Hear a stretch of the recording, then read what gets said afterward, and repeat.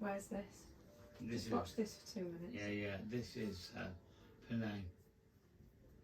Famous for its snake temples, Brett. Well, you go in and the snakes are all so stupefied, you don't get worried by them all, but that's what they do.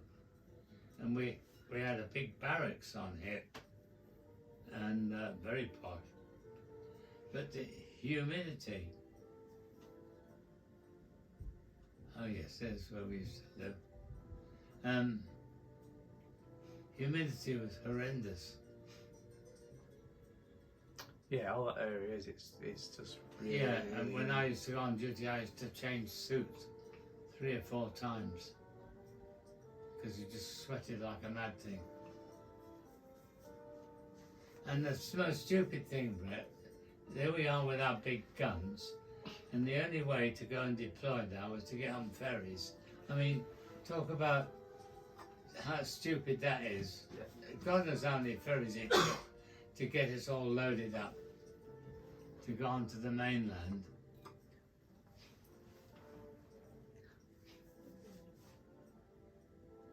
That's when I got bitten by a bloody, well, I thought was a sea snake, but it wasn't, I don't know.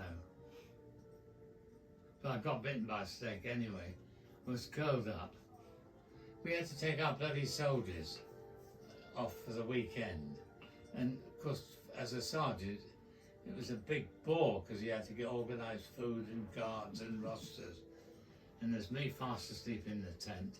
We had a sentry, and I woke up with this thing curled up alongside of me, and it bit me because I moved.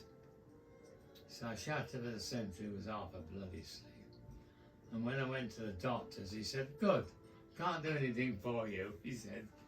But I tell you what it was like. Every time I had a shower, I had the biggest red patch round here. Oh, it took weeks to go. He said, "No, I couldn't have done anything for you anyway." And so when I got back, I went into the sea again, and something bit me, and I swam up the beach, nearly up in 20 yards on the land. At speed. That was, I'm not sure, I'm here somewhere. And do you know something? We had to learn how to ski because nobody shows you how to water ski, because if you don't do it right, as soon as the boat pulls, you fall over.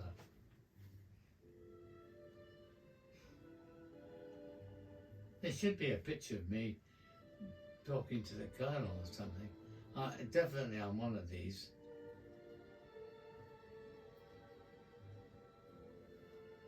We had a lovely time.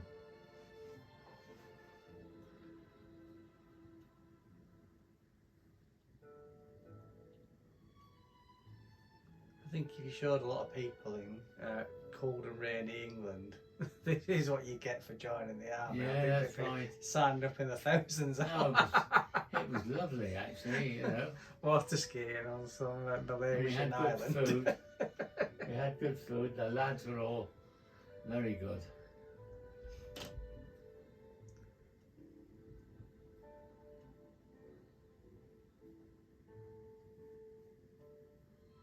This is the fair that we had for the locals. I don't know why I'm not on it with this gun and things. Just don't know.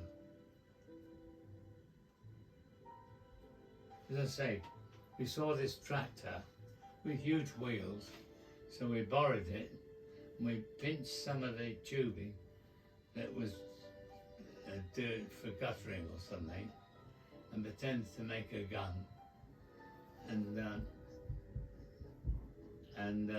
we tended to fire this bloody thing. So is this around 1960 as well, or is this? Yeah, same time.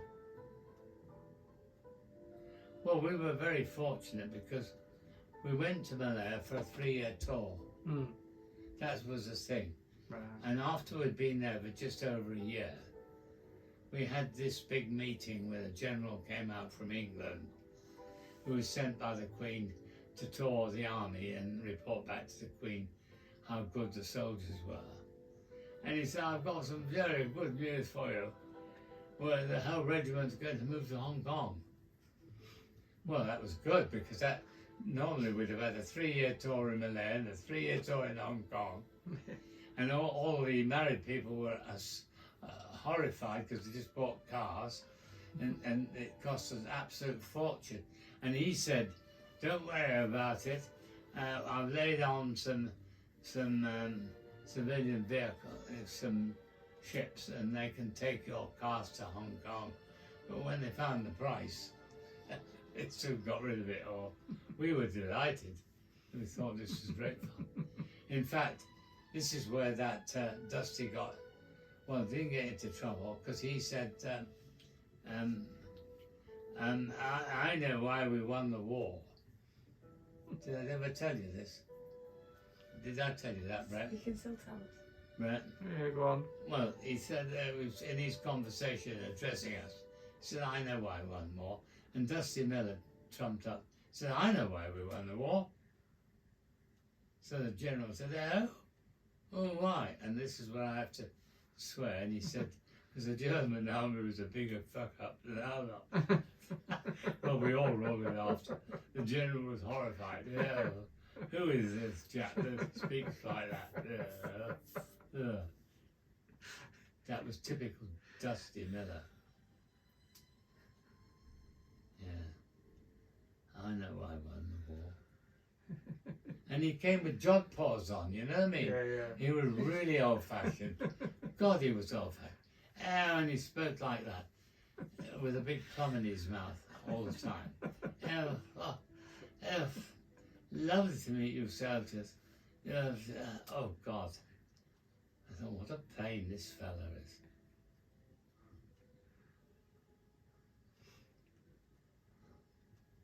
Now, I think we've seen it all, haven't we? Yeah.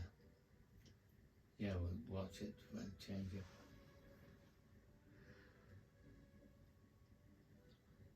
Well, the Malayans thought it was rather quaint because we had our stalls, Yeah. you know, throwing balls and knocking people's heads off and, and things like that. And they thought that was quaint.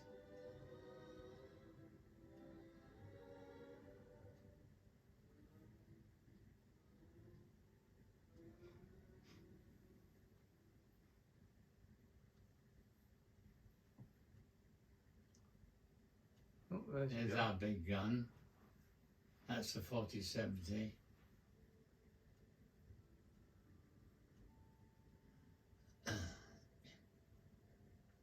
It was electrified.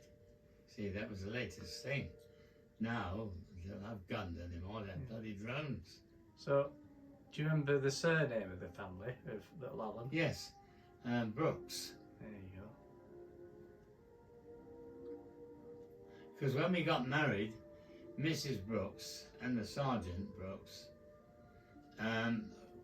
we met on the ferry going across to pick up our new house. So we just got married.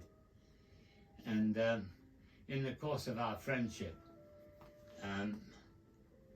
she hadn't got any children.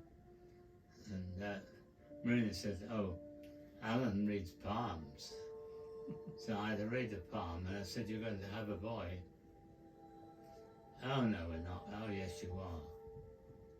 And about 4 years later, less than 4 years, there he is.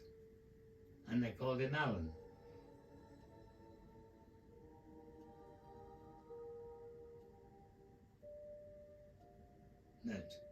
I mean, reading palms is a 50-50 thing, isn't it?